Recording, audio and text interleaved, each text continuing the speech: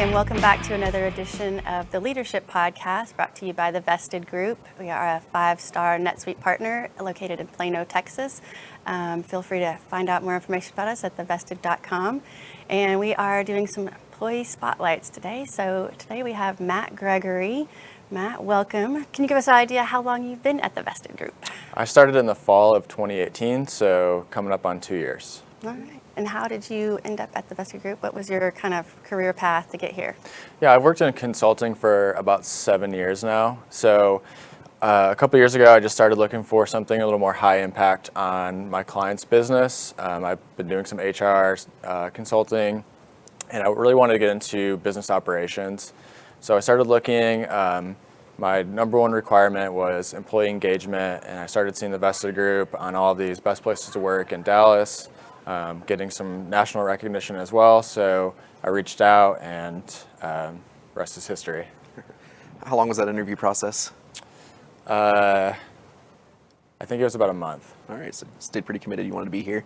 Yes. Fair enough. Thanks, Johnny. All right, well, I'm just saying. So, if I were to ask my parents what I do, I'd say probably 90% of the time they'll actually come to me and say, tell me what you do again, like all the time. They have no idea. And every time I explain it to them, they can just never seem to remember or get it right. Mm-hmm. And it's even difficult for us to describe that sometimes to our clients. But if your parents were going to tell somebody what you do, what do you think they would say? So my parents have asked me probably 10 times what I do, and I have just changed over to tell them that I work in the cloud. And that's all they say now. That's all they say? Yes. What about your wife? Could your wife describe what you do? Yeah, my wife's a consultant, so she understands. What kind of consultant is your wife? She's in marketing. Marketing consultant. All right. Well, so how would you describe what you do then? Without using too many buzzwords, we implement NetSuite for our clients, which centralizes their business operations and finances. That's pretty good. Let's just say that's straight to the point. That's a pretty good one. I see. So going back a little bit farther now, what did you want to be when you were a kid, though? Well, when I first started thinking about my life, I wanted to be an NBA player. All right. So I'm still working on that. Okay. That's kind of taking a backseat for now, but I'll probably pick it back up. And then, elementary school, I wanted that classic, to be the president, which turns out that's a pretty terrible job. So I'm probably just going to stick with consulting. It's interesting. A lot of the great NBA players actually started out as NetSuite consultants. Mm-hmm. So that's what I've heard. So that's what I think you've taken a really solid choice and where you're getting your roots. Thank you. So why do you come to work? I love to work. Got the type A personality? Kind of what I was born to do. I've worked since I was really in middle school. Worked at golf courses, hardware stores, just working. What else can you do? It's like I'm not much of a stay-at-home, watch TV all day. I'm a busybody, so I have to be constantly doing something. Okay, so that's why you come in. You got to work. Yeah. All right, I like it. So what was your middle school job though? I was a caddy actually at a golf course. Oh. Yeah. You like golfing? I do. Child labor there. I was just about to say that. Yeah. So good times. That was a long time ago, though, right? Yes. So what do you wish that people knew about you? What do I wish people knew? I'm a little bit of a hustler. I've kind of just bought and sold things. My parents were always, if you wanted something, they're not going to give it to me. I had to work for it or kind of go get it. So, sports cards, shoes, tickets, clothes, really anything that I could buy and sell and kind of just make my own money that way. What do you buy off of for your... I can't tell you that. Oh, okay. I'm not throwing this out to the competition. Okay. All right. Just curious, your markets were over there. Where do you sell to? How do you sell? I can't tell you that either. Okay. Wow. This is starting to seem shadier by the second. Well, it's a little underground. It's a little underground. So, I guess what do you enjoy doing when you're not at work? Yeah, I'm a competitor, so I love to play basketball, love to golf, really anything where, we can kind of compete and get things going, cards. Kind of outside of that world, my wife and I have doing a little traveling. We have a 10-month-old now, so that's kind of on hold. We're supposed to go to Tokyo in the spring, but obviously that didn't happen, so. Putting that off? Why Tokyo? We've just kind of wanted to go to Japan. and we've went to Europe the last 2 years and just wanted to go see something different. Did you choose spring for the cherry blossoms? Yes, we did. Oh, yeah. Well, that would be the best time to go. Yeah. But yeah, not a lot of international travel for fun happening these days. No. Yeah. So, aside from missing your trip to Tokyo, generally, how lucky would you say you are? I was born in America to, loving parents.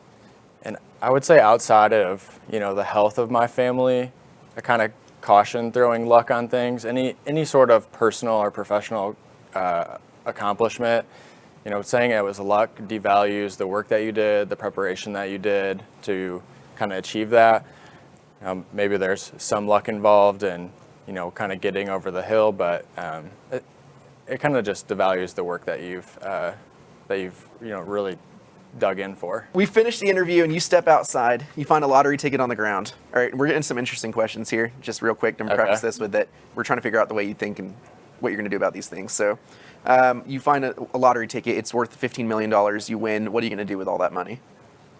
So first call will be to my accountant to just check on the tax implications, put a little bit away for retirement, and then I would definitely do something community focused, giving back, building some sort of like community center for kids for the summer. I worked at camps growing up my whole life, so you have kids come in for a week for sports activities, and then they're gone, and it's a new batch of kids the next week. So something a little more engaging where you can bring these kids in, let them have activities all day, teach them some stuff outside of what they learn in school. So these kids go to school all day to get a job and make money, but no one ever teaches them how to use their money or how to prepare and how to go to college. So it's definitely something that would kind of benefit kids in my community.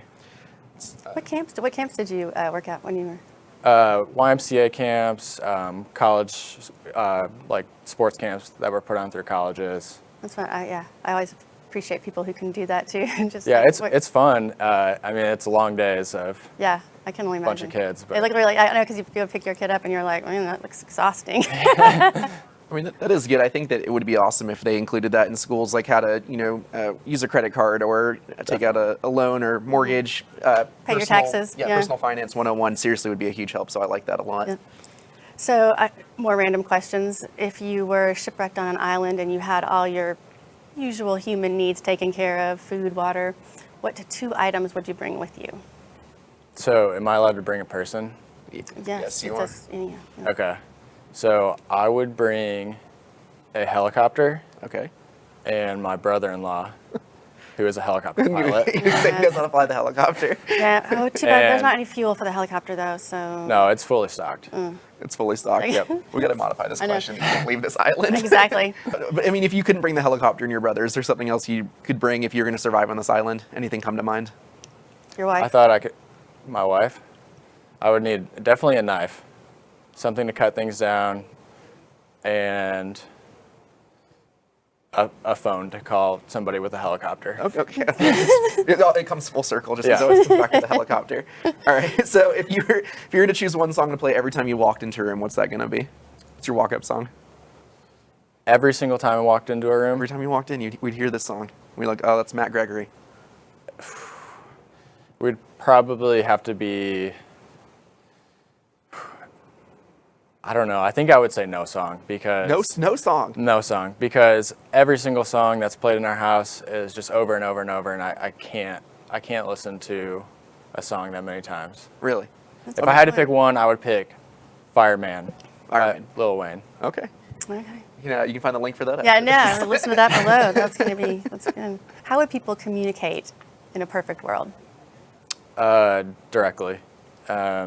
We see this all the time in our work. The clearer the requirements, the more concise the ask, the better the project. You get what you ask for, and so if you're direct with that, You mean face to face? no, I mean like asking for what you want or saying what you want. Okay. And what you mean. Gotcha. Just don't dance around the subject. Just be direct with what you want. Correct. Understood. I like that. Yeah, that's a good one. All right. Well, that concludes our interview. I want to thank you so much for coming on our show today. You've been awesome. If you want to learn more about our company, you can visit us at thevested.com or check out more of our videos on our YouTube channel at The Vested Group. Thanks so much, Matt. Thanks, guys.